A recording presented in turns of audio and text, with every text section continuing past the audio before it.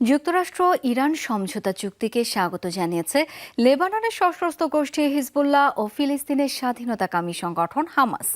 বিবৃতিতে এই সমঝোতাকে মধ্যপ্রাচ্যের জন্য একটি বড় অর্জন হিসেবে অভিহিত করেছে হিজবুল্লাহ। স্মারকটি কার্যকর হলে লেবানন সহ মধ্যপ্রাচ্যের সব ফ্রন্টে হামলা বন্ধ হবার আশাবাদ ব্যক্ত করে গোষ্ঠীটি।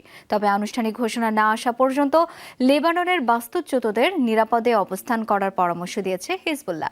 এদিকে সোমবার এক বিবৃতিতে সব বাধা অতিক্রম করে দেশের সার্বভৌমত্ব রক্ষায় ইরানের ভূমিকার প্রশংসা করে ফিলিস্তিনের স্বাধীনতাকামী গোষ্ঠী হামাস চুক্তিটি বাস্তবায়নের মধ্য দিয়ে ফিরবে আঞ্চলিক স্থিতিশীলতা, যা ইতিবাচক প্রভাব ফেলবে মধ্যপ্রাচ্যের অন্য সব ইস্যুতে বলে আশাবাদ ব্যক্ত করে গোষ্ঠীটি।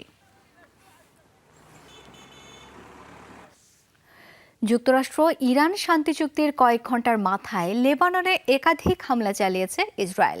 প্রাণ গেছে একজনের, আহত এক গণমাধ্যম কর্মী। সোমবার দেশটির দক্ষিণাঞ্চলে ড্রোন হামলা চালিয়েছে আইডিএফ। লেবানিজ সরকারি সংবাদ সংস্থা এনএনএ নিশ্চিত করেছে এই তথ্য। জানায় কাফায় একটি গাড়িকে লক্ষ্য করে ছোড়া হয় ড্রোন। প্রাণ হারান চালক, আরেক হামলায় আহত হন এক গণমাধ্যম কর্মী। যুক্তরাষ্ট্রের সাথে সমঝোতা চুক্তিতে ইরানের অন্যতম শর্ত লেবাননে হামলা বন্ধ। সমঝোতা স্মারকে সব ফ্রন্টে যুদ্ধবন্ধের কথা জানানো হয়েছে বলে জানান মধ্যস্থতাকারী পাকিস্তানের প্রধানমন্ত্রী শেহবাজ শরীফ।